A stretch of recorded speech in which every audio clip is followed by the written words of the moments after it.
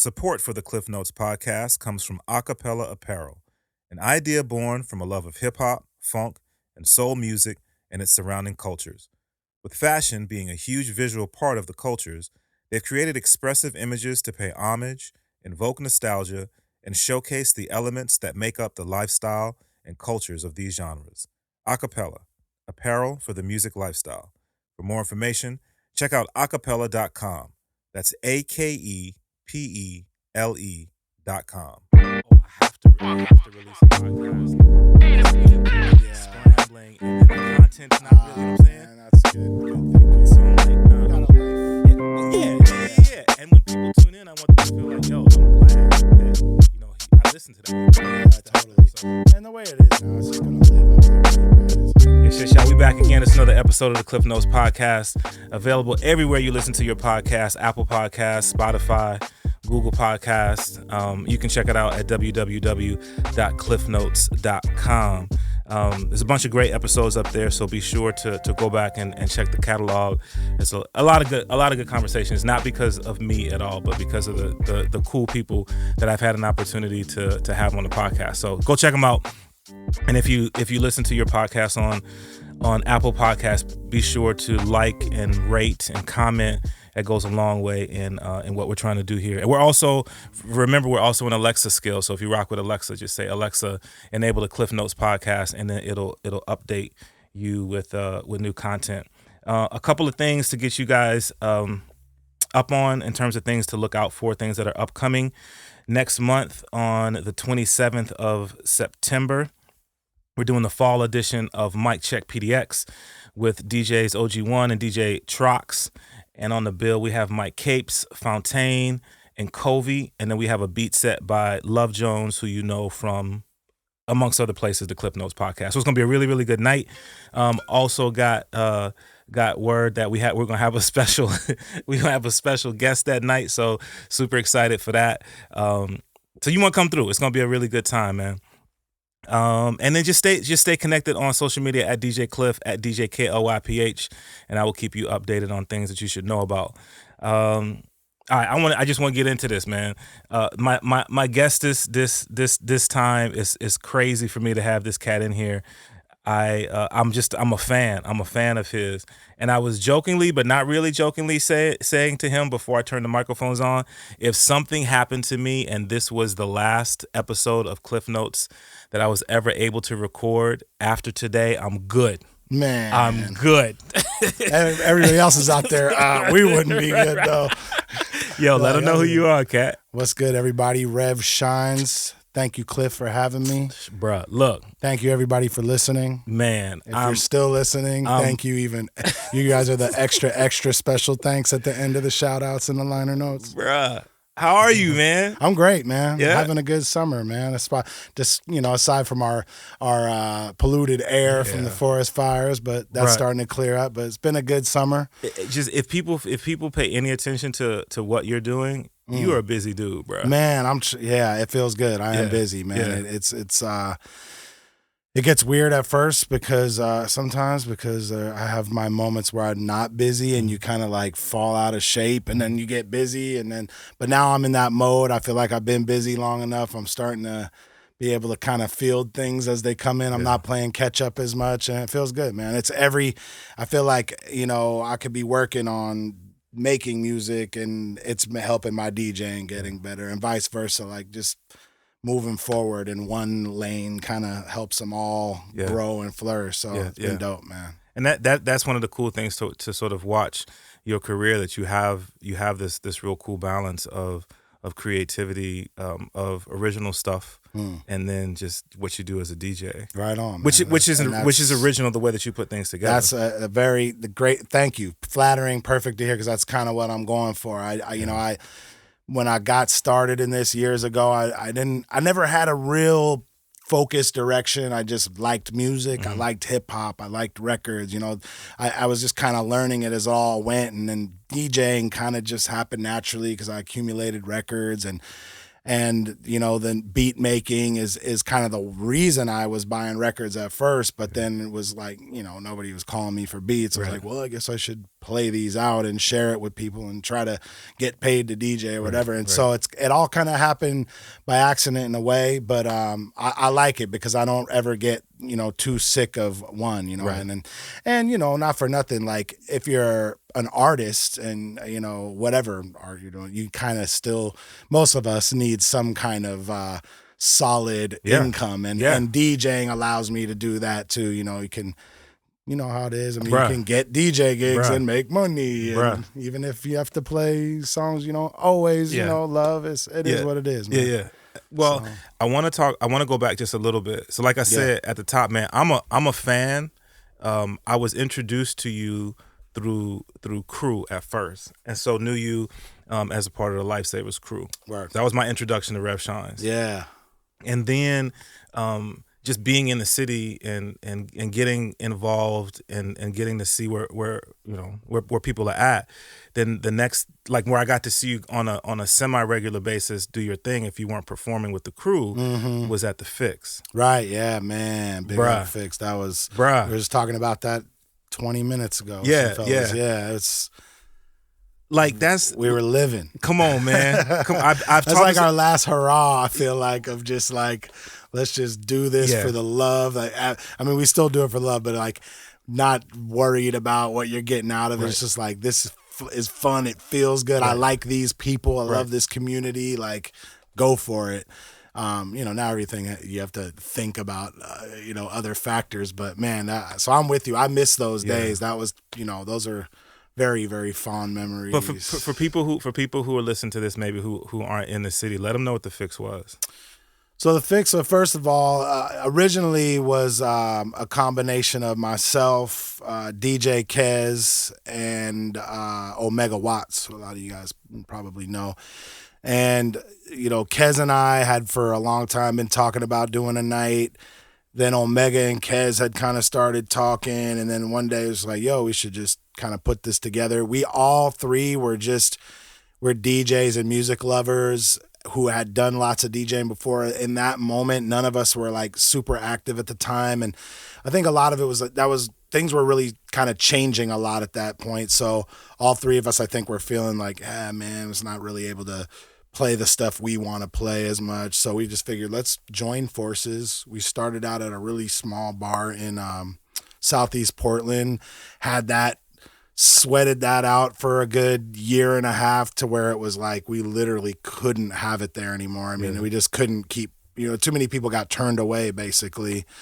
Moved it to a spot downtown called Someday Lounge. Sorry about that. Shout out Someday Lounge.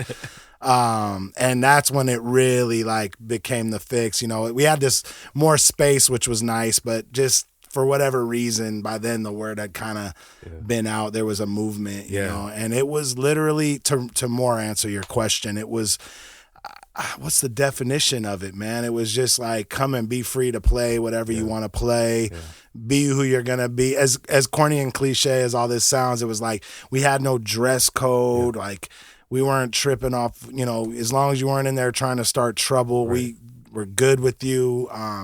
Fly girls, B-boys, you name it. People just that wanted to be there for the vibe.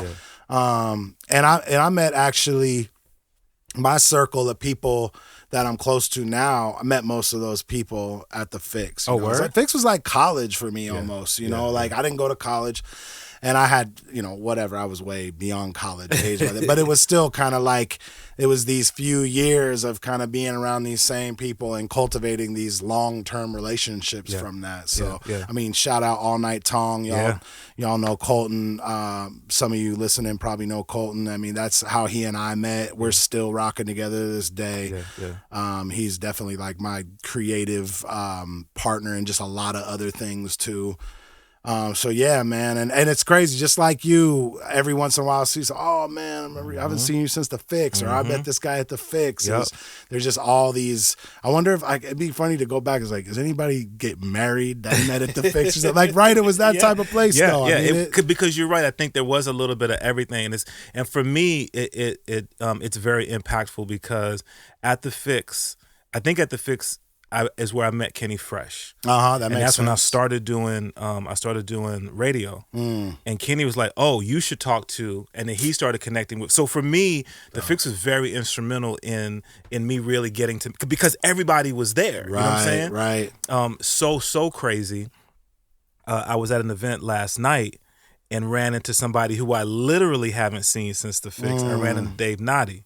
Oh wow! Right? Yeah, man! Right? Shout out Dave Noddy, bruh. So Love just that cat. like it's such a part of the Portland hip hop scene, and I know that there's a lot of footage of years of the Fix. I'm just waiting for like the Fix documentary or whatever. You know what I'm saying? That's a good point. I know there was, I forget the kid's name. Kenny Fresh would know. There was a dude that was taking quite a bit of, especially once we got into that Kenny Fresh era where we were getting like Mad Lib and Badu. We had a bunch of like fairly big names, especially for that space. Yeah. Fairly. Come on, right, bro. Man, yeah. Come on, bro. Line down the street, man, yo.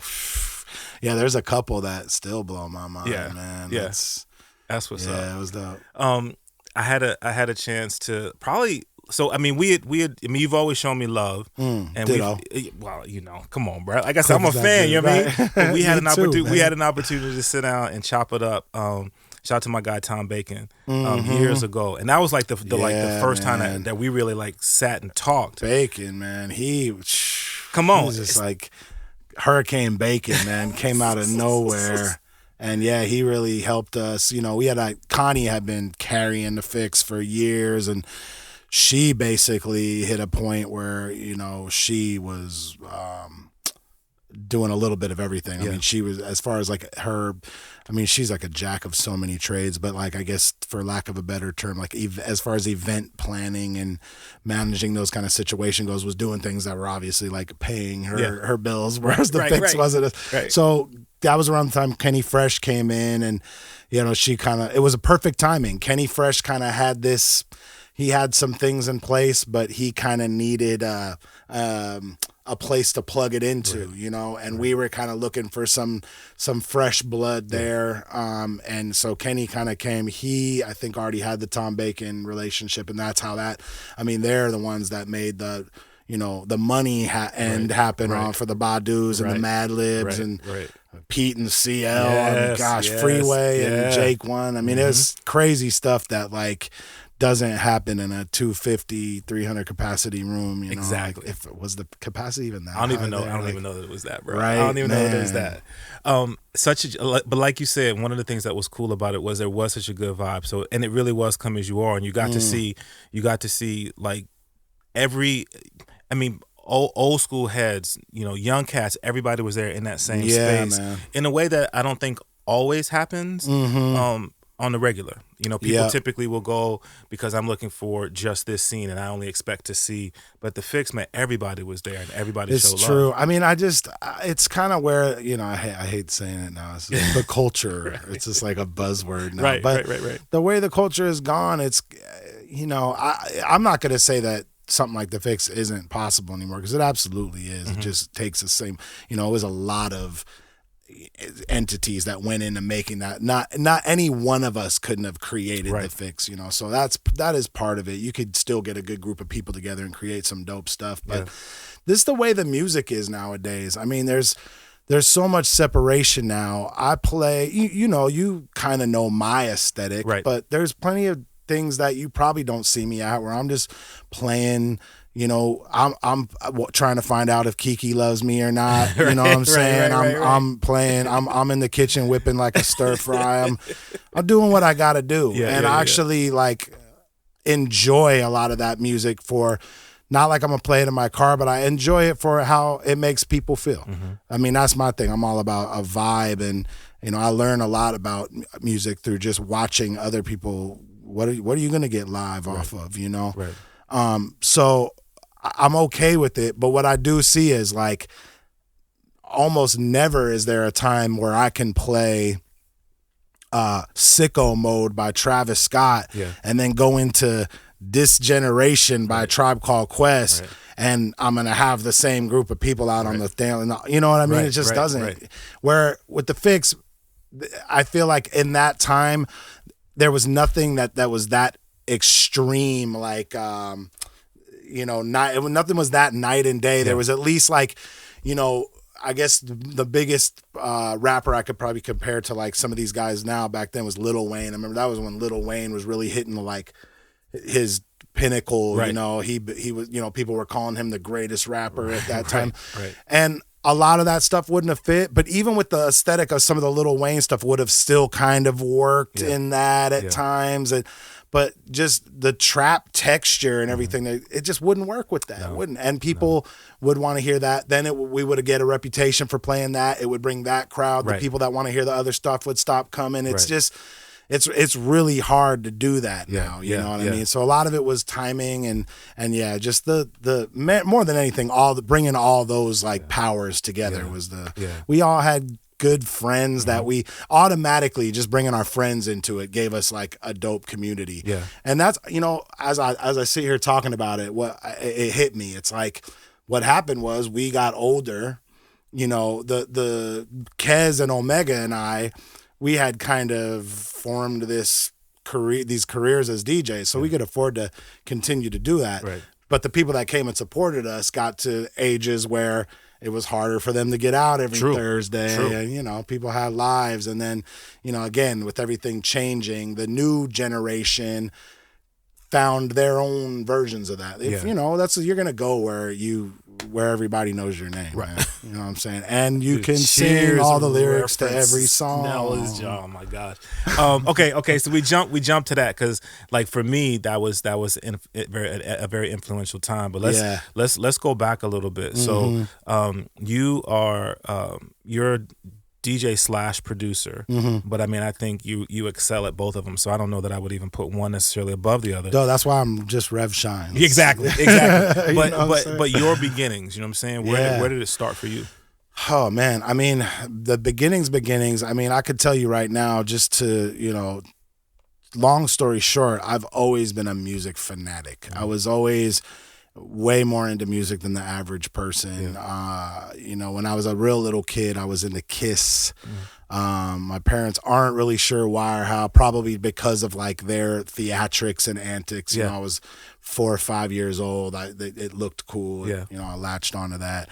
I mean, I used to go, so for 5, 6 years old, I was like putting on Kiss concerts for neighbors. You know, like my dad would like paint my friends' faces, and we would like do lip sync like Kiss concert. I mean, I got so many stories. There's like kids that weren't allowed to hang out with me in the neighborhood. Their parents like wouldn't let them come over to my house because my parents let me listen to Kiss, and they all thought it was like Satan's music. And I was like, well, you obviously never listened to a Kiss song because all they ever wanted to do was like party. Like every song is about partying. They're like the original Andrew WK or something. But so always super, super into music. Kind of, you know, I think it's weird. It's not like I ever went to performing arts school or anything, but I was always writing songs as a kid and doing kind of performing and doing things. And, you know, I started to get into hip hop in about 83. And it was because of breakdancing was probably my first real exposure to it. It was that was probably the first part of the culture that really came to Portland, you know, this breakdancing. Wow, these guys are doing all these things. And that was the music that went along with it. But so at that point in my life, I was, you know, listening to Houdini and stuff, but I would still have like some Duran tapes or whatever. And I could tell you just this really quick story. I've told this a few times too, but there was a day where everything changed. I was actually at Alberta Park. Now, parents are from New York. I'd be going back to New York every summer and listening to the radio and hearing like Red Alert and Mr. Magic and stuff. And I remember getting on the radio and listening to stuff. And some of it was familiar, like Run DMC. Everybody knew who Run DMC was. So, you know, you hear Run DMC. Oh, I know that Run DMC song. But it's like, damn, why does it like keep starting over? You know, back then the only real hip hop I was getting was from these guys Soup and Spaz, who had a show, and they were just playing joints. They were just playing records that were hot. It wasn't like a mix show. So go back to New York and I'm hearing this. Whoa, I didn't understand what was going on. Right. I don't even think I knew the word remix at that point in life. But to me, I probably just thought, it was some other weird versions of these songs I hadn't heard. Yeah. So I'd record the tapes. I'd bring them. I was always the kid, like, I was never good at breakdancing. I was always an overweight kid. But I was always the dude with the boombox, and I'd be there playing music. And our kids would be like, man, where are these? I never heard. Why does it keep starting over? What version is this? I know. I got it in New York on the radio. Right. So one day I'm at Alberta Park. This is like 84, man. And my mother had a softball game there. And I'm over there playing on the, if you're familiar with Alberta Park, there's like the softball fields, and in the middle is like the, jungle gym and swings. And then on the other end is like the covered area, the picnic area. And so I'm playing on the equipment, there's other little kids around, and I'm hearing in the distance, I start hearing Sucker MCs by Run DMC.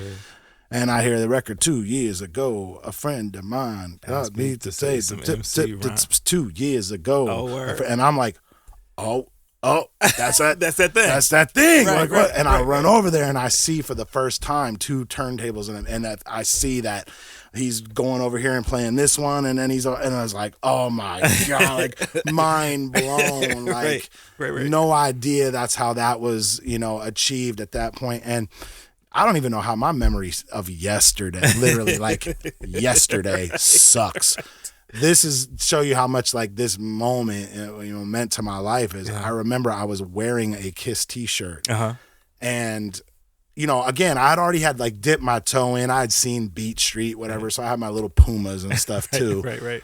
And I remember just begging my dad. And there was another kid at the playing at the park, and I remember he's like, "Why are you wearing that shirt?" Or so. I think he even asked me about my shirt, and I just remember being like, good question. Dad, I need to go home and change. And my dad was like, what are you talking about? We live like miles from here. I'm taking you home and coming back. I was just like, dude, I got to get this shirt off. Like, I knew at that moment, like, this was it for me. That's crazy. And I was just like giving myself to the hip hop cult, religion, movement, whatever it was. I don't even know if I ever listened to like Duran Duran or Men at Work or Quiet Riot or any of that, Def Leppard after that. I think it was just like, this is it. That was your moment. And that's it. I never looked back. I became a hip hop head that day. That's crazy. Yeah, man. Dude. What a story. And I mean, like, to be able to remember, like you said, so vividly that way. But I think people who really love hip hop, I mean, but not just hip hop, I probably with any art form, any form of art that you really connect with, I think you probably all sort of have that moment. I think so, man. And some of us remember it, some of us don't, man. And it's I don't know. And even when in that moment, I don't even think I quite realized the weight of that or anything. Right. I didn't. But it just stuck with me, man. And from there, it's funny because this is kind of jumping forward, but I'll come right back. I've talked to Jumble and Verse about that over the years, and they're not a whole lot older than me, but a handful of years older than me, and enough that back then, when I was probably, I would have been like 8-9 years old. Yeah.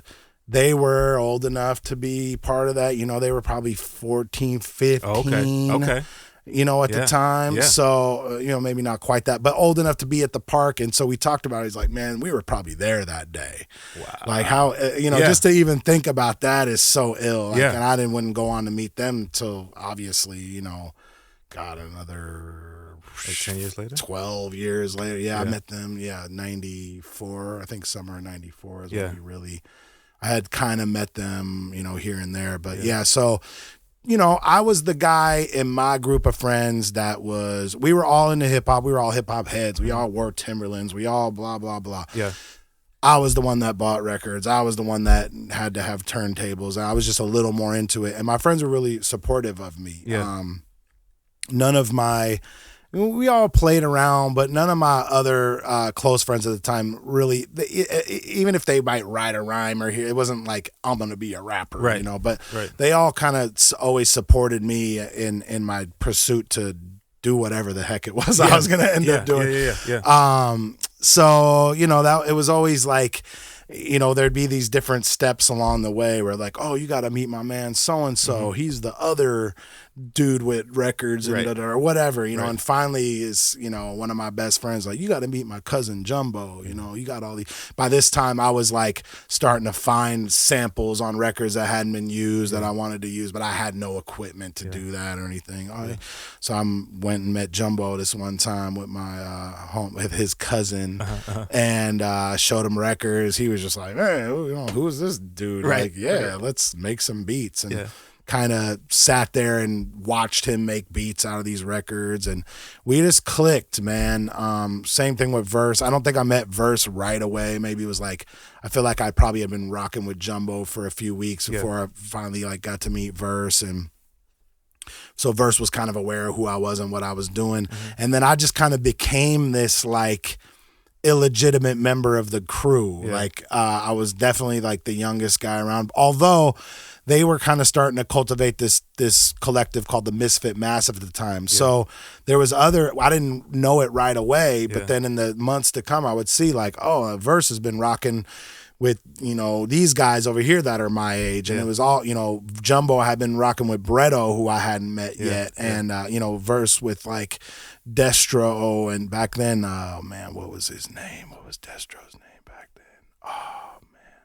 Well, their group was called B Thought. I think their first group was, man, they're gonna kill me for this. That's all right. I just saw Dom too. Shout out to Destro. He'll be here tomorrow. But yeah, anyway, that whole crew of people, and it started the Misfit Massive. So I was one of those guys, but I was the only dude that I didn't really have like a specific. I mean, I was coming with inspiration with the records, and you know, I was cool. They liked me. I was a set of ears to sit there and be like, "Ooh, that's dope," or whatever. But I didn't really have like a solid purpose until Mixmaster KD, who was the DJ at the time, who shout out Mixmaster KD. He's my favorite all-time Portland DJ. I mean, he's a beast. He's just that first dude in Portland that I heard doing the things that I was hearing on the radio in New York, you know. So he's just forever, you know, look up to him. And so after years of just kind of being around and being that dude,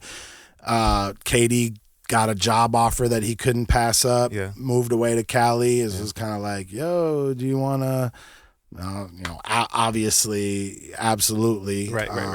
And then, yeah, man, we were doing stuff locally for quite a while. Now, what was kind of odd was not long, or man, it might have been either right before or right after I officially joined the group.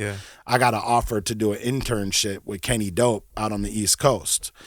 And so it was kind of this like, oh man, I don't know what to do. And they were super supportive of it. They're like, oh man, you like obviously got to go do that. It was going to take me like quite some time to get my stuff together, you know, save enough money to be able to go out there and not have a job right away, you know, yada, yada, yada, whatever you would need to do to prepare for a move away from home. And so I did, you know, it was probably still with Lifesavers for about a year after that. And then the time kind of came and, you know, unfortunately we had kind of started to get a little traction, and we really bonded creatively, and we're coming up with a better live show, and we're coming up with, you know, they were already making incredible hip hop music, but you know, just one more set of ears, one more brain to kind of, you know, sprinkle some added flavor from time to time. And but then the time came where it was like, yo, I gotta go, you know. And they're like, okay, well, whatever, it is what it is. You know, I didn't know what I was gonna be doing, or it was indefinite. So I left, and right after that is when Versatile got discovered by Black Alicious. They started taking him on tour. That led to a record deal for Lifesavers.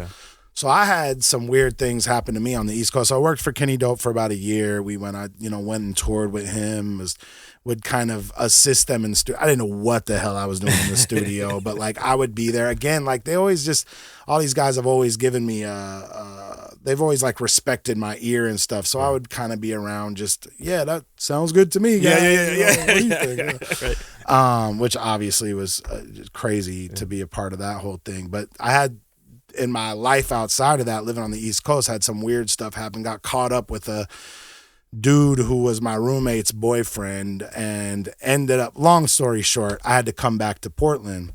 In the kind of interim between that, I remember calling Verse and being like, yo, man, I'm going to have to come back. I'm going to be out here for like a couple more months, but I'm going to come back. And my plan at that time was roughly to come home to Portland, where I knew I could probably get a job easier and also get DJ gigs and stack some loot and then go back, but not have to have like this roommate situation and whatever. So I hit Verse, and he was like, well, man, and I think I was coming, I'm paraphrasing here. It was April 17th. Right. I hit Verse, I'm coming home. Man, can you get home by like April 13th? I'm like, I mean, probably. Why? What's up? Well, man, we got signed. We're about, in the process of getting signed to this Quantum Projects, and we got this big show down in Santa Cruz. And, this was, I don't remember what the big deal was with the show, but I think it was maybe that it was like the first big thing they did with other artists on the label. This was an important show for whatever reason. Right. So I'm like, all right, I'll do that. I'm down. Now, the thing about when I went on the East Coast, as much as I was working in the business and working around these, the Kenny Dopes and being around Spinna and Easy Mo B, like all these big name dudes, like crazy. Easy Mo B took me. He was so cool, man. Shout out Easy Mo B. Took me under his wing, he doesn't realize it, but at the time that really kind of kept me going, because I got in a position at one point where I had to kind of start working, and I was he was keeping me connected to the music. I would go to his house. We would just have, blunt sessions and listen to records. God, dude, I remember I was such a dumb kid, man. Some of this is such a blur. I look back in the moment. I'm like, he would like pop the disc in. One time he popped the disc in for Flavor in Your Ear to the SP1200, because I was a sample nerd already. Like, what is that, man? And he never told me what it was, but he's like, I'll let you hear like the original. And crazy, man, getting to see his room of platinum, all that stuff, just keeping me inspired, kind of like, man, I got to pinch myself every once in a while, He taught me how to roll a blunt properly, Anyway, came back, and in that time, what I was getting at is my contact with a turntable was like slim and none. When you were in New York? Yeah, man. Like I would be in the studio with Kenny or somebody, he had a home studio that we'd be at all the time, like listening to records and going through stuff and whatever, but not DJing onto turntables at all. And didn't even see Verse and Jumbo for that entire year. Never saw them and never touched turntables. Flew home. Drove to Santa Cruz the next day. Talk about my homie Jason, shout out. He's by far like the most supportive person in the history of mankind. Flew out to help me move home from New York. Came home and we drove to Santa Cruz. I didn't even drive at the time, so he drove all the way to Santa Cruz to do this show with Jumbo and Verse, man. And I'll give you a little side story. There was this record that Jumbo had found one day, and it had this really dope sample on it. And he, after a couple weeks, whatever, trying to do the beat, was like, man, I can't wrap my head around it. You take a crack at it. A couple months with me, and man, did you ever mess with that? Man, I don't know. It's dope, but I'm not making it any doper. Whatever. Pass it back to him. Like that happened a few times. That exchange happened a few times. I think I remember even flipping a different sample on the record. I don't know. That one is dope. So I get up on stage with these guys, and I'm kind of just faking it the whole time. I'm just like following their lead, and this will show you. This will date this show. We had this CD burner. That was like, at the time you could get like the stereo component CD burner. It's just like a rack CD player, but actually burned. But the thing about it was you could only play the CDs you burned on that CD player. That's kind of a problem, man. Kind of a problem. So we had to brought this rack CD burner player to shows. Dog, we would bring this thing on tour, right?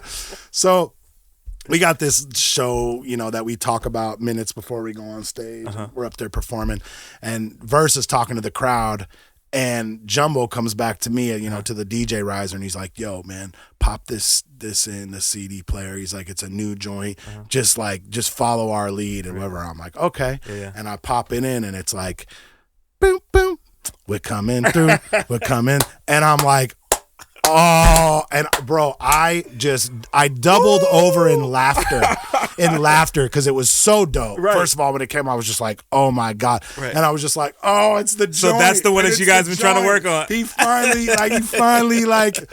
finally clicked. Yeah. And I'm just back there like losing it. I'm looking at my homie in the crowd like, yo, you listening to this? Right. People in the crowd probably thought I was like having some kind of a like meltdown. Yeah, they didn't know what's going on here. Right.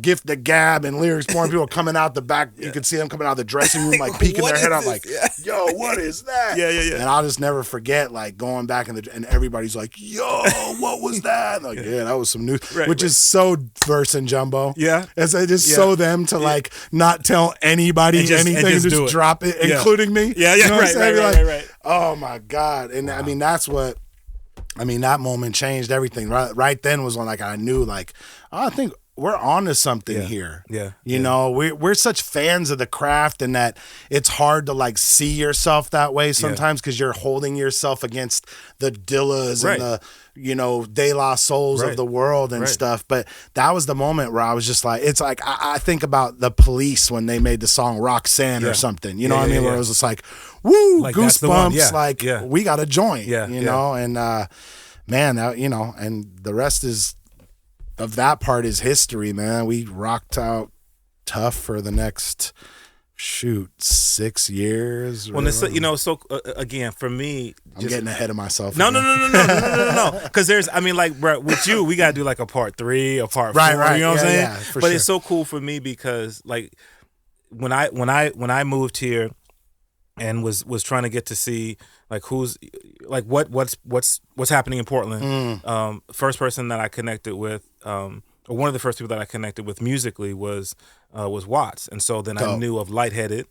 At the time, it was Acts 29, like pre-Lightheaded. That's right. You know what I'm saying? Wow. Damn. So and then I told this story on the podcast a number of times. But I don't remember which magazine it was. It was either The Source, or I think it was The Source. Or it was XXL, and they were like, upcoming bands to look out for, whatever. Oh, yeah. And I saw Portland, and I saw Lifesavers, and like the name first off caught me. Yeah. They right here in Portland, right? You know what I mean, man. So new to the city, this, that, and the third. So I've been a fan. Yeah, right. Dope, man. So then coming here, blessed enough to have Verse on Klyph Notes, blessed enough to have Jumbo on Klyph Notes. Now I got Shines on Klyph Notes. That's what I'm saying, bro. You know what I'm saying? So I feel like I'm good now.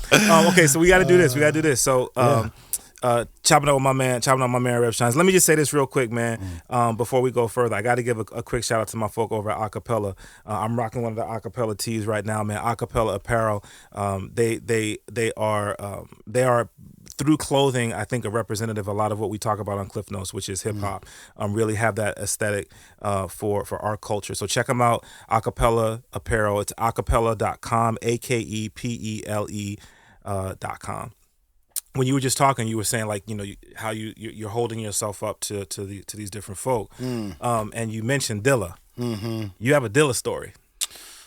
Man, I can just tell you. I mean, I think I know what you're talking about. I mean, first of all, let me just a quick like history. I was working at Jump Music. Right. This is a place that, I mean, I credit it for like most of what's happened to me between working there and meeting Verse and Jumbo. Those were like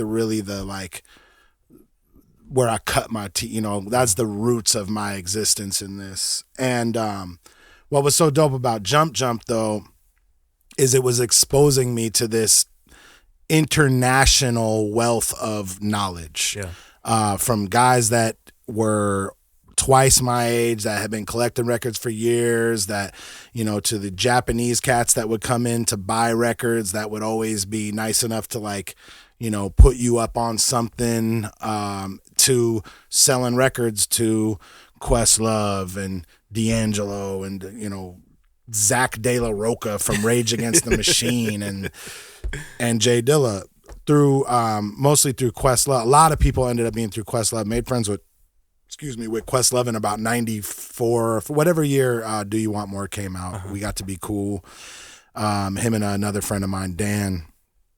And so he would come to town, call us up. We would do these late night records, shopping things. So anytime somebody else would come to town that he'd say, hey, you got to hit these guys up. They'll open up their shop for you after the show and blah, blah, blah. So I was selling records to a guy named Kevin Bell out of Detroit, aka DJ Head.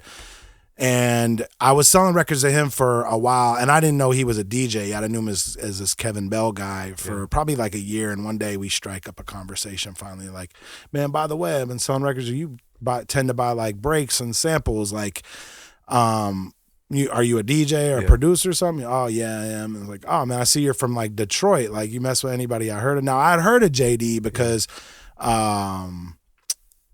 what had come out? Far Side, Running and Drop. Okay. And then Steak. I think Stakes is High had already come out. So I knew the name, and I was that type of hip hop fan. Like, I heard those beats and instantly was like, who is this? Right. He was already on my radar. Yeah. So Kevin Bell and I get to talk, and he's like, yeah, I DJ for this white rapper out here that he's pretty dope though. Like, I'll send you, we're working on something now. So that ends up being Eminem. But in the process, I'm already asking him about, you know anything about this guy, JD? And he's like, oh, that's my boy. And we do stuff together. So he starts sending me stuff. He sends me the Slum Village Fantastic Volume 1 cassette, right? Okay. So I remember getting the cassette, and the first time I heard it, I liked it, but I remember being like, this is kind of weird. I didn't know about like their style. And I was like, are these guys good rappers? I don't know if I'm feeling this, And I, mind you, I'm working and cleaning records, turn on this loud record cleaner. And so I'm hearing it fragmented. So I remember about, I don't know, a few days later, I'm at home and I'm doing stuff, and I come, oh yeah, this tape. And I pop it in, and I'm like cleaning up my room or something. And I remember like, okay, this is like funky. Yeah. And then I remember, never forget, the song Players comes on. And dog, my hair and my arms just, I must have played that joint over the phone for, 10,000 people. I called the next day I was at work. Yeah. It was, maybe that was a Sunday, whatever. And a day or two later, I'm at work. I'm calling people, dude, Kenny Dope, whoever. Like, yo, Peep this. I never heard nothing like this, So, man, so one day Questlove comes to town, and it's funny because I think it was like a surprise. We didn't know he was coming in this day. It was like a day earlier than they were playing. So my buddy, who was the mutual friend, was like, hey man, Amir is on his way and wants to kick it. Like, can you get off work? I'm at work at the mall at Clackamas Town Center, a crappy mall job. They're like, my boss is like, I don't care. I'm not trying to let you let nobody, Questlove wasn't the icon that he is now. Right. And I'm like trying to like, you don't understand, man, like this band, The Roots, and this is what I'm trying to do, and this is just a good, like, which, even though like there's some truth to that, like me trying to pursue the music business, in no way did I think I was going to pursue it through Questlove, and I never tried or put that pressure on him anyway. I just knew I wanted to go hang out with Questlove, who was Brother Question at the time. Okay. So I get in the car, and I remember I finally long story short, I talked my boss into letting me leave, right? So they my friend and Questlove come to Clackamas Town Center to pick me up from work. It's a funny thing to think about, right? Right? So I get in the car, and I'm juiced because I got two things that I'm ready to show him. And the first one is the first DJ Muro mixtape, which because of my Japanese connects at Jump Jump, I was getting this. Yeah. And Muro's first King of Diggin' tape is the first like mixtape I ever heard that was just chock full of samples. Right. It was just all stuff people sampled, and a lot of it I didn't know. That was the first person I ever heard with the They Reminisce Over You sample on their joint. Yeah. The first one with the Beat Nuts let off a couple, to the record nerds out there, the Monty Alexander joint. Like, nobody knew what these samples were. He had them on his joint. Yeah. Like, yo, I got two surprises for you. And the first one, I pull out the Muro. You know about this Muro, blah, blah, blah. And he's like, cool, whatever. And I'm actually more excited about that. Right. But then I'm like, and I got this Slum Village. Oh, my, how you get the Slum Village? Oh, man. Like, he knew about Slum Village. Yeah. And he's like, he just loses his mind over it. And I'm even like, whoa, I didn't think he'd go that crazy. He's like, man, how did you get this? You know? And I'm like, man, you know, I know people, man. He's like, yo, Ryan, man, he's like, you got to let me borrow this and I'm going to dub it and I'll give it back to you like before we leave town. And all right, cool. He and I go kicking it. The third guy, Dan, our friend, ends up having to go do something else. So it's Questlove. I get dropped off at the hotel with Questlove and he's in there getting settled in and you know, doing what he's doing, getting ready for, I don't know if the show is that day. Anyway, getting ready for something, and he just leaves me listening to what was the rough version of Things Fall Apart before it came out, that he ended up giving me, bro. He gave me the cassette. What? And little did I know that this was like in exchange for my Slum Village tape, because I never got that Slum Village tape back. I lost the damn roots, which which sucks because a lot of the stuff on there was different. They ended up changing. I had so much stuff like that coming up over the years that I lost all of it, dude. I'm the worst at hanging on to stuff, man. I play it. It gets buried in the dirt and ground. It gets used. And I was never this dude. Like I would give those away too. Like I always like, you got to hear this, man. You know, I never hoarded the music. I always, you know, so that's the reason. And I don't feel bad about that. The ill thing is, man, if you read the Questlove book, Mo Meta Blues, he talks about this. Now I don't get mentioned. And whatever, no bitter, whatever. And I genuinely, with the way Questlove's life has gone over the years, I'm sure he genuinely doesn't quite remember all this the way I do. You know, I don't think he's trying to snake me out of any credit or anything. But what was ill was reading that book and reading about it. And there's a moment where I'm like, man, is my name gonna be there? And it wasn't, but it was way better than seeing my name in there. It explained to me why he lost his marbles when I pulled it out of my bag. Okay. And it was because, and he might have told me this at the time, but you know, whatever. This kind of stuff was happening on a weird, regular basis. So I was just like, whatever. You're just Amir, bro. I'm not going to retain any of this crap. But what was I going to say? The book.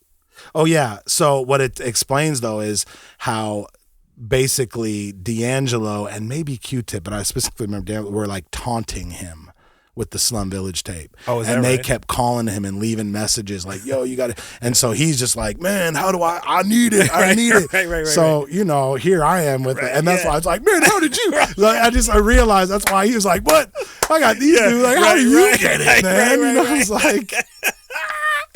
That's too funny, B. Man. Too funny. And he got them their deal, man. You know, and right after that, you know, he was fully responsible for them getting their record. They first signed with, I was like, maybe Warner Brothers or something. They had this brief deal on Warner. I don't remember why these deals fell through, because they went from Warner Brothers to like Interscope. They had a couple deals before it ended up on indie label Good Vibe, the first album, which was weird enough. But I mean, and not to sit here and say, oh, Slum Village got signed because of me. No. But I will tell you this, like I can honestly say, hand over the Bible on my mom, all that good stuff, that Questlove got my copy of Fantastic Volume 1, and from that he pushed, he got them a deal essentially. Right. That's so crazy.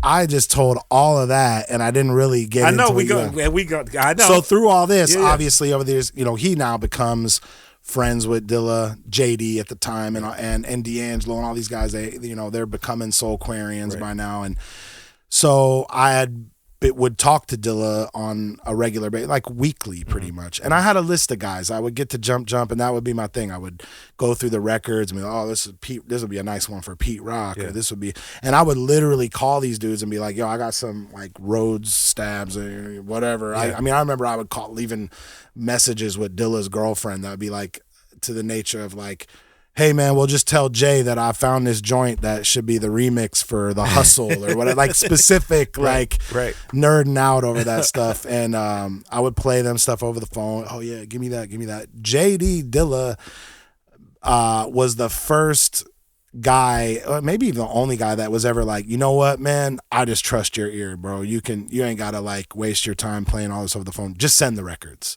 Wow. And if I got it or whatever, I don't want it, I'll send it back. And he ended up sending one record back to me that he supposedly already had. But I mean, yeah, there's certain beats that I'll hear on the beat tape and be like, oh yeah, I sold him that record. I remember, blah, blah. Wow. There's a Portland record. I'm not even gonna say the name of it because I just can't give you guys the info that easy. Right. Make you squirm a little.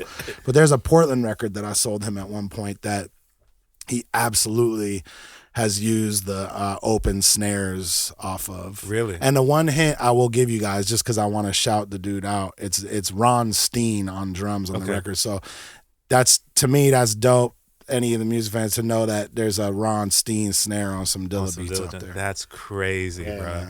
See, bro, this is one of the reasons that I wanted, because I referenced the conversation that we had at Tom Bacon's spot, because the time that we spent together there, I learned you're such a great storyteller. Like, you have great stories. Word, that's what's but up. You're such a great storyteller, bro. Damn, good to know. Yeah, I feel like I'm a little long-winded. Nah. But I think it's just really, really dope. Word, thank you, appreciate that, and I'm happy to tell them. I think that's why I go crazy. Is like, getting around people that love this stuff as much as I do. It's like, and then my wife is over there like, oh God, this story again. And then that's when I'm like, damn, I'm turning into my dad.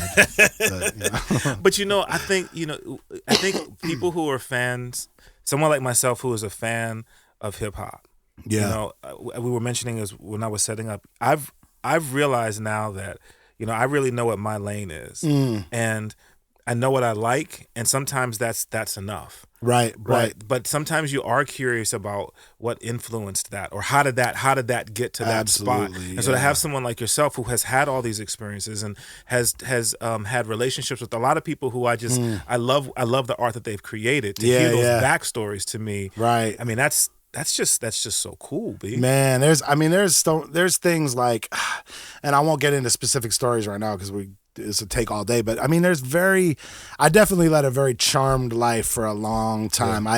The powers that be definitely allowed me a good chunk of my life to be like, you know what, we're just going to let him float around and he's going to land over here. And this is, and I somehow got through these years on almost no money. Yeah.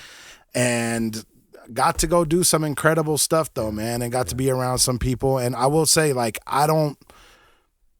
I try to, the power, it's beyond me. Yeah. You know what I mean? It's bigger than me. It's this energy that, keeps us all together. Not to get too cosmic about, the science behind that, but more just, it's just like anything. It's like, I mean, not for nothing, but it's like smoking herb, you know, it's like this social thing. It brings people together.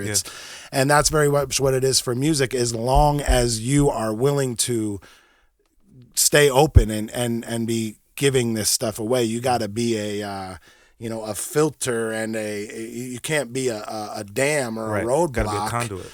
You got to be, that's the word I was looking for, a conduit. And I feel like a lot of people aren't. I feel like it's better nowadays, but I do remember early on, especially hip hop, it's such a competitive genre, you know what I mean?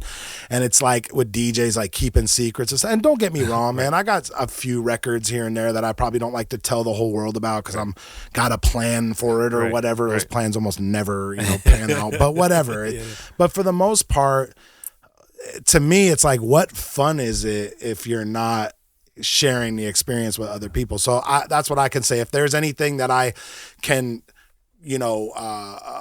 pat myself on the back for, that I do genuinely have control over, it's at the fact that I legit want to find people that I can pass this stuff on to, because then I learn stuff. And it's just nice to see that other people care. What good is it if you're the only, I mean, I used to think like, man, that's a lonely existence. But then maybe it's not. Maybe like, man, those people have tapped into something that I can't, that you're able to just be have this solitude and still get joy out of stuff. But I got to think, like, after a while, you're going to know. Well, I mean, and I think, not to get super philosophical, but I think a lot of that just has to do with how we're wired. I mean, we're all wired different. And I think that there are pieces of that in each and every one of us, but I think that some of us lean more towards one direction versus the other, right? I think that there's all of us, there are times we feel like, man, I just want to have my own space. but then just to recharge my batteries, and then I would then Oh, go back out. absolutely. You know what I'm saying? Yeah, and then it's vice versa. There's people who are just super extroverted and never want to be alone. Right. Which I used to be like that. Word? I did. Oh, I couldn't be alone. Could not. Yeah. Freak me out. Really? Couldn't. Almost impossible for me to be creative. Yeah. Otherwise, like I just had to have my homies around, even if they were just smoking blunts in the basement and whatever. Right. But now I'm not so much like that. But I will say, like, I have a couple friends that will come over sometimes and just get in the studio, and like they're maybe like my one friend is a like a visual artist and like a clothing designer, and he'll come over and sketch in his book while I mess around with stuff. And I like that because that's the first time I've done that since I was like in my 20s. Just, you know, now whatever my time, you know, I'm at home working. It's more business. It's more business than that. It's like we're not kicking it. Like I'm trying to accomplish something, but I've really appreciated these few sessions I've had because I feel that flow. You know, we have this creative energy. When you're making something, it's nice to have somebody there every once in a while. Yo, what do you think about this? You know, my homie's not even a musician. But it's like, yo, does that make you nod your head? Yeah. What do you think about? Oh, that looks dope. Whatever. Like, so I love that, man. I love sharing the creative process, and so yeah. As much as I used to be an introvert, or I used to need to have people around. Yeah. I kind of started to turn into more of an introvert because, which, man, this is a podcast you should have one day. I saw somebody mention about how DJs, you know, we turn into these introvert people because we're like isolated, you know, and I never looked at it like that. I think it was the dude, Four Color Zach, that I saw mention it. And it was like, and he said more like it was really, wise what he said, and I was like, man, I never looked at it that way, but it has. DJing has definitely kind of turned me into this. Like I'm you know, I could tell you right now, I have a hard time going out to a function and not standing by the DJ booth. Yeah, you know, I feel awkward if I'm not. After a while, I just end up standing behind whatever homie of mine is DJing. Right. Just in this space. Not trying to look cool, everybody. I literally feel like a weirdo outside of that little goalie box. Yeah. Like, that's crazy. I would be remiss if we didn't talk about some of the things. I literally had to pull up because you are doing so many things, bro. I had to pull up just a couple of your social media accounts just to see some of the stuff that you're working on. So one of the things that you've been doing for a minute, which I think is really dope, is you and All Night Tong have been working together on Thursday evenings over at Produce Row. Yeah, man. Doing a joint called The Supper Set. Man, I've been doing that for, I think it's like almost 9 years now. Yeah. It's 8-ish. There was a little bit of a hiatus between ownership at Produce Row, but yeah, it's like in the 8 to 9 year range, which is nuts. That consistency. Absolutely, man. I mean, it's the fact that they haven't gotten bored of us. We haven't gotten bored of doing it. It's been dope. They let us do our thing. We play, you know, as you know, all original vinyl, and not all original. It was probably original, but vinyl. A lot of original sample sources, but not just that. Just stuff that, we think is cool. It sounds good. And they've never like tried to change that, which has been really nice. It's a good relationship, man. And that's really my only like straight residency now. I have a couple other like regular things I do around town, but that's the only thing I can tell you. I'm every Thursday at Produce Row. And so it's nice. It's a dope spot. And when you look at what Produce Row has done to support hip hop, you know what I mean? For sure. That's where, correct me if I'm wrong, but the Produce Row was the first spot that the Do-Over was in the city, right? And it's the last spot that they did the Do-Over. Yeah. So that's, I mean, talking about full circle. Yeah, they did that. Shout out to my guy Star Child, man. Yeah, man. Celebrating him and his legacy. It was so dope. Big up Star for sure, man. So if people are coming into Portland, definitely look up Produce Row, especially if you're gonna be in around Thursday nights. Come out and see my guy Shines and Colton Tong and the like the restaurants though. I mean, it's like good food. The food is good. The atmosphere is great, especially in nice weather. And we're out there on the patio. And man, I will tell you, man, it's like it's kind of an adult fix in that we have this community of people now that are regulars there.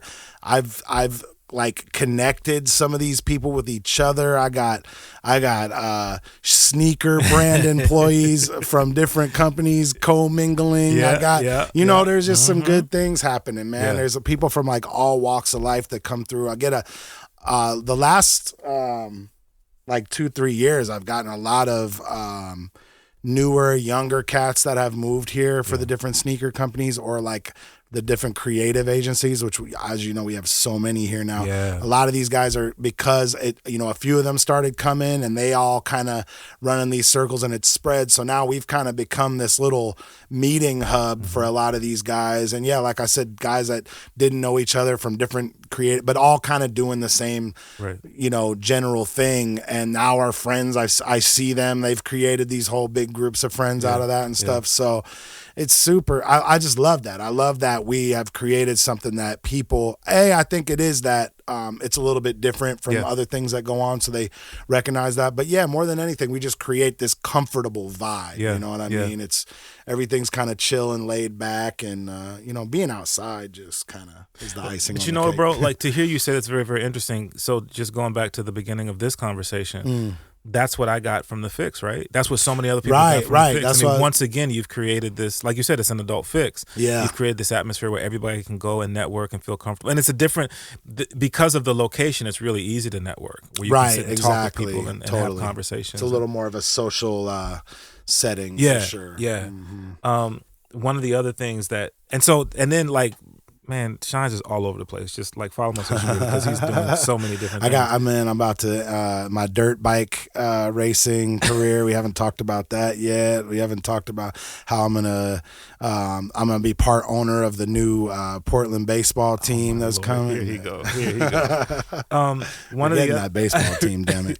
And see, that's what we gotta do. We gotta do a part 2, B. Because that's like that's a whole like a cool conversation. I've actually never had that conversation with you. Just real quick, your pops play ball. Yeah, my pops and my brother. Yeah. Word? I mean, and I did in high school. I mean, that was like the family trade, so to speak. But yeah, man, it was. He actually, that's what brought us out to Portland. My pops came out here to play for the Portland Mavericks at the end of his career. If you guys ever seen the movie or heard of the movie Battered Bastards of Baseball, it's a Netflix documentary. It's about the Portland Mavericks, and it's actually super interesting. I learned stuff that I didn't know, and I've been hearing about the damn Mavericks my whole life. Right. But they broke all these records for attendance in semi-professional sports that still hold up to this day. Wow. Bing Russell, who's the father of Kurt Russell, and Bing Russell was an actor. He was in the show Bonanza and stuff. He was the owner of the team, and he was just a marketing mastermind. I mean, he just had this vision for the team, and he had this crazy following. Anyway, watch the Netflix special if you can. But anyway, that's what brought my parents to Portland. My dad came here, I think this was in 1974, and just fell in love with Portland overnight, and literally tells me the story, like in 24 hours realized that he's never going back to the East Coast. Wow. Whatever happens here, he's going to figure out a way to stay. To make it, talk my mom into it. And so my brother and I are the first two, we're the only Oregonians actually in the family. That's nuts, bro. Yeah, man. The other thing that makes me excited, I know that you're constantly working. Two things we got to talk about. Two things. One, lately, exactly. The mixtapes. So Shine Language is your label. Shine Language, it started as actually my publishing. That's my ASCAP is Shine Language. Got you. But I liked it. Obviously, the play on words, it always kind of stuck. I had a friend that made a logo for me, and the logo was really nice and sharp and bold. So I kind of rolled with that. Yeah. I will say, as a business, it hasn't really. It's kind of gotten neglected, and I realized there was a point that I was pushing that too hard and not Rev Shines. I have Shine Language stickers, and I've never had stickers that say RevShines.com or something. Which wifey is helping me with all that cool marketing stuff. Hey man, shout out to wifey always. You know what I'm saying? She got me on track. Yeah. But yeah, so Shine Language was really that, and then kind of roughly a label. It's an imprint that I use on the mixtapes and stuff. Yeah. So Well, because so whenever we do mic check, my guy Trox warms it up from the start, and on the regular, bruh. You know, he plays some. Oh, yep, that's a Shines mixtape right there, word, big. You know what I'm saying? So it's always, always enjoy hearing that. But then you've talked about, you doing work, going in and doing work, and you just recently released a project, released some vinyl. Finally. End of interview, bruh. Right. Yo, and the project is dope, but like talk about how that even came together, bro. Yeah, man. So let's see, goes back to my man Shoes about 2 years ago, had hit me, and at the time Rock Marciano was looking for beats for the Rosebud's Revenge, the first one, the one with the black cover. And he was like, yo, Rock Marciano's looking for, he asked me, just, do you have any like loops? Yeah. And I was like, I do, but I'm not really trying to just give my loops to somebody. So I was like, let me go ahead and loop these joints up myself and see if maybe I can get a beat on the Rock Marciano album. Right. So I think I sent him like 3 or something. I like quickly just looped up some joints and sent them to him. And then this one though stuck out, and Shoes was like, yo, this is crazy. Like, he's gonna be all over this. He sends the beats. I don't hear nothing. Like a month goes by. I'm not really tripping. I kind of even forget about it, to be honest with you, man. And about 2 months later, I'll spare you the details, but a friend of mine turned me on to West Side Gun. Okay. From West Side Gun, I found out about Conway. Okay. So then I started listening. I'm like, yeah, West Side Gun is cool. I liked Conway right away. I just liked his voice. I just, the beats. The whole thing, that whole Griselda movement just kind of captivated me early on. Yeah. And so I started following him on Instagram. And then I just saw one day him post a thing. This is probably about, a year and a half ago now. And he posted a thing that's like, yo, I'm in the studio all day. I'm, prices are slashed on features or some marketing thing, ploy. I was like, well, I bid. I was like, oh, really? How much? What are you looking at? And quoted me a price that I was like, oh, that seems really fair. And so I was like, oh, I don't have a beat. No, I was like, I have beats, but I didn't have any. Like, I got and producer, to my creatives out there, y'all know how that is too. You can't just go pull something out of the archive. You're like, I need something newer and fresh or whatever. And I kind of tried to mess around with some, and I wasn't. And then I remembered, I was like, wait a minute, what about that joint that, did Rock Marciano? And Shoes was like, whatever, it's your beat. He's like, he's had long enough to say what he's want to say about it. And I was like, nah, I want to get this Conway cat. So sent him right away. Conway was like, yo, this is dope, man. And kind of talked to him. I remember hitting him and being like, can we rap briefly? Like, I won't take a lot of your time. I just want you to I want you to hear my vision of kind of what I have here. And we connected. We had a couple mutual friends, so we connected on that. And he took me seriously, is the moral of this story, man. And so when I got the song back, it took a little while. It took longer than he said it was, which I remember he was like, cool, I'm going to hit you back, give me 2 days or something. I remember being like, whoa, 2 days. Like, I paid him and he was like, give me 2 days. And I was like, you can have 2 days. I was like, and I'm thinking to myself, do I want the song in 2 days? Like, I know how my homies work. And, so it took a little while. And I remember it did get to the point now, not even because of me, but more because of him.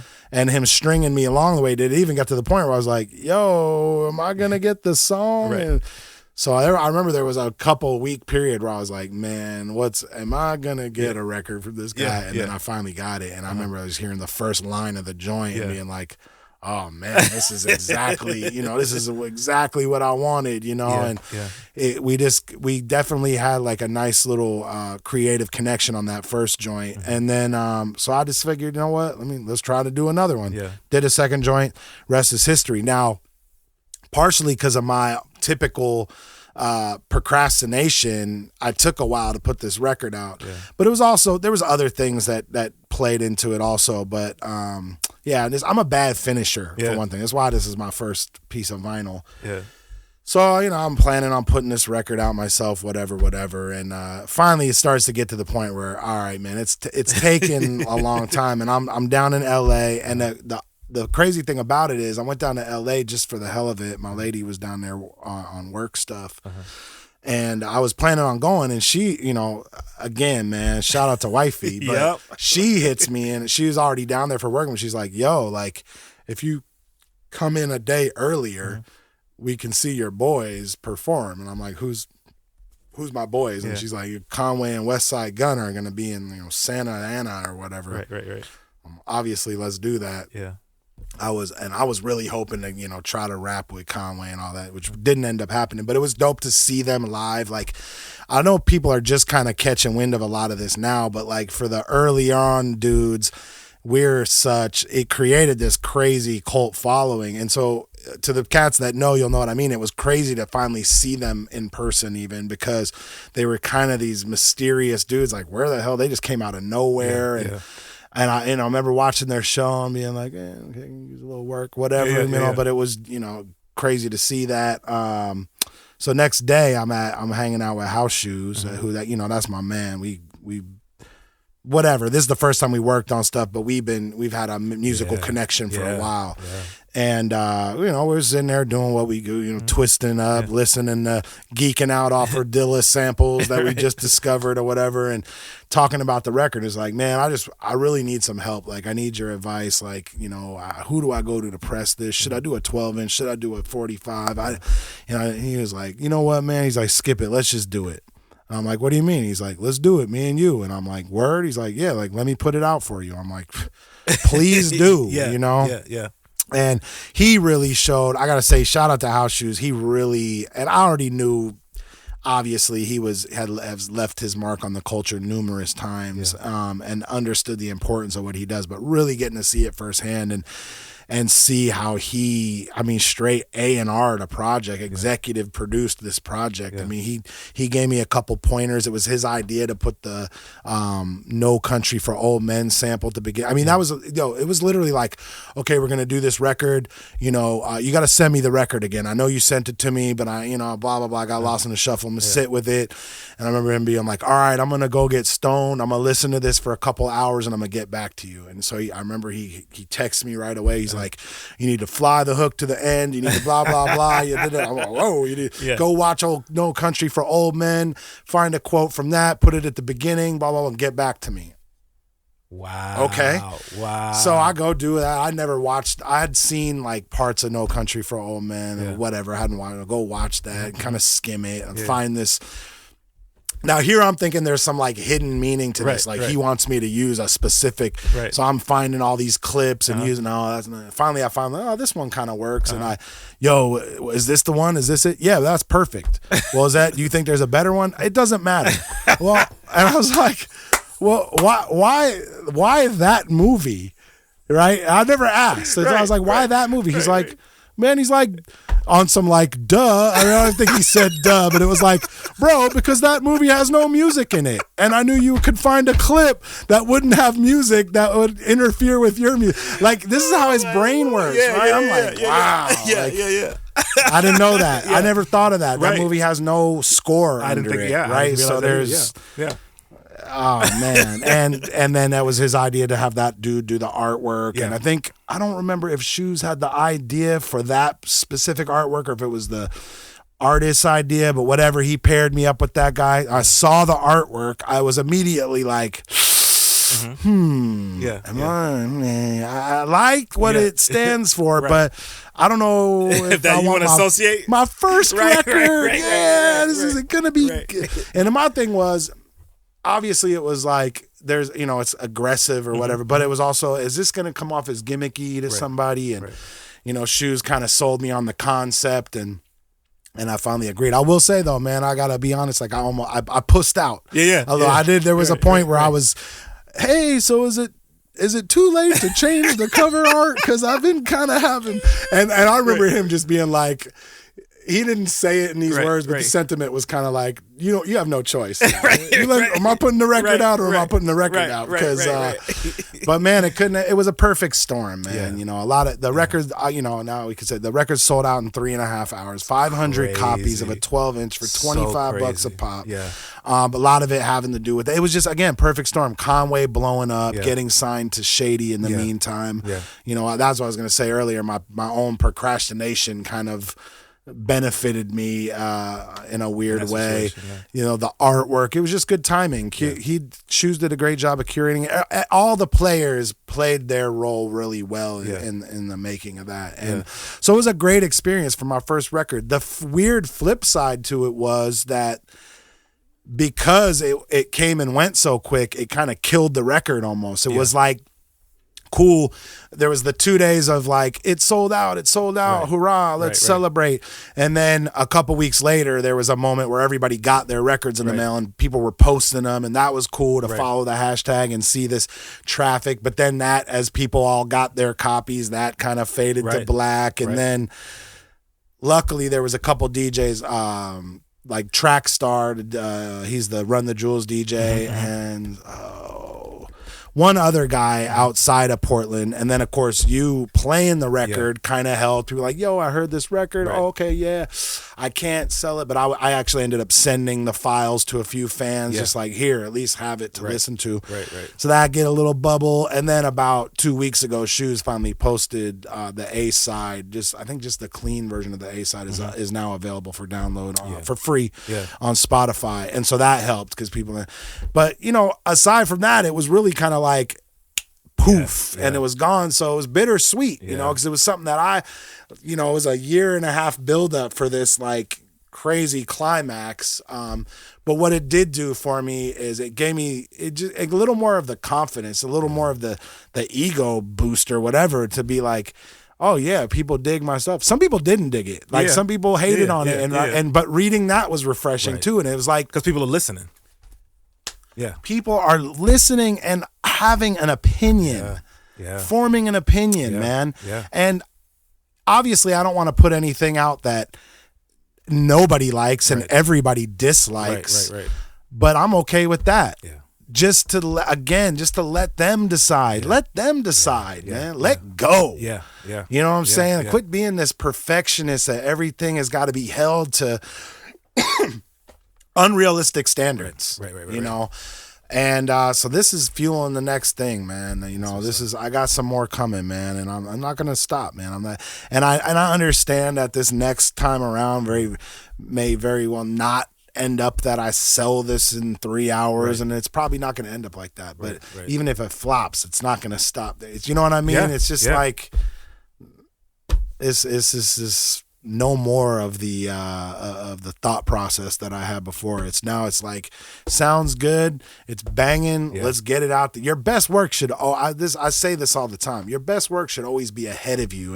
And I say this, I'm telling myself this. It's like, stop holding on to everything like, oh, I got this song. I'm gonna hold on to this until I get a $4 million man. That $4 million it's not coming around. Nobody's trying to give you that. You know what I mean? Put it out there. Let the people. And it's like, big up to man, I'm sorry. You're good. You're good. Excuse me. But big up to cats like Black Milk, Odyssey. Yes. There's a couple other dudes like that where, especially Odyssey. Black Milk I kind of always have been on just because of the connection to Dylan stuff. But Odyssey's a guy I kind of slept on over the years. Like would always checked for him, but never really dove into his catalog. And it's like, oh, that guy's cool, whatever. Next year, that Odyssey guy again. That Odyssey guy. Now I'm listening.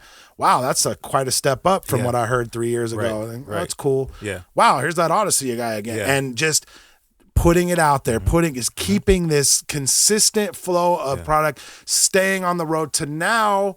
These guys have these really amazing little niches carved out for themselves where they can go be really successful on the road, get good, put out great music, and just keep doing what they want to do, you know. And man, that's all I want. Just building into themselves. Yeah, man. Shouting out my guy Rev Shines, bro. So we really got to do a part 2 now. Okay, I was kind of joking, but because there's some stuff that I know is happening. I think you may have like just put a little blurb out there, but I really want to talk about that. Okay. So yeah, you got to come back, B. Anything you want to talk about, I am down. That's man. what's up. Yeah, that's what's for up. sure. My guy Rev Shines, you can find him spinning once again every Thursday in Portland at Produce Road for a supper set. But you can also find him at various spots around the city. Be sure to check him out on social. What's your social? Rev Shines 76. Word. Follow him on social media. It's a good follow. Trust me. Oh, thank you, man. He's as you hear, he's just a really, really good dude. And Shines is another one of those cats who I feel like I'm happy that I have him in my phone and I can like text him anytime just to say. And you can, and right? please do. Right, yes, absolutely. Please do, absolutely. And man. as AG said, he's like, you got to ask Klyph about some more physical therapy moves you can do. I was like, babe, we're not gonna. I got you, B. I got you, man. Those are really helpful. Hey, bro, you know I do what I do. That's what's up. So we're gonna do a part 2 to this, man. I got to give some shout outs real quick. Shout out to my folk at X-Ray FM for once again being so generous and gracious and allowing us to record the Klyph Notes podcast here. Shout out to my folk over at Acapella Apparel for their continued support. Check them out at akepele.com. And last but definitely not least, shout out to my guy Theory Hazard, who provided me with the official theme show for the Klyph Notes podcast. He's a beast. Yes, sir. All right, y'all. So stay tuned to the podcast. Remember, you can subscribe anywhere you listen to your podcast: Apple Podcasts, Spotify, Google Podcasts, or you can go to www.klyphnotes.com. Be sure to like, subscribe, and rate. If you rock with Alexa, just say, Alexa, enable the Klyph Notes podcast. Follow me all over social media at DJ Klyph. It's DJKLYPH, or hit me up on the website www.djklyph.com. Yeah, man. So until next time, y'all stay connected with us. God bless you. Peace. Peace. And shout out to Klyph real quick. That's all. Klyph, thank you for everything you do. Your selfless existence here in this community. Letting our voices be heard is one thing. More importantly, sharing it with people that are eager to listen, that need an outlet for this kind of stuff. Everybody, y'all out there know can't just tune into any old place on the dial and get this stuff. And for you that don't know, take heed, because this is special. Not even every city out there has a Klyph or a situation like Welcome to the Neighborhood to support Thank you, man. Thank you. We've had people in the past. We have some other people now. We've had voids. We don't have it as long as we have you, man. So appreciate it. Keep brother, doing man. your thing, You, man. That's what's up. All right, y'all. Peace. Peace.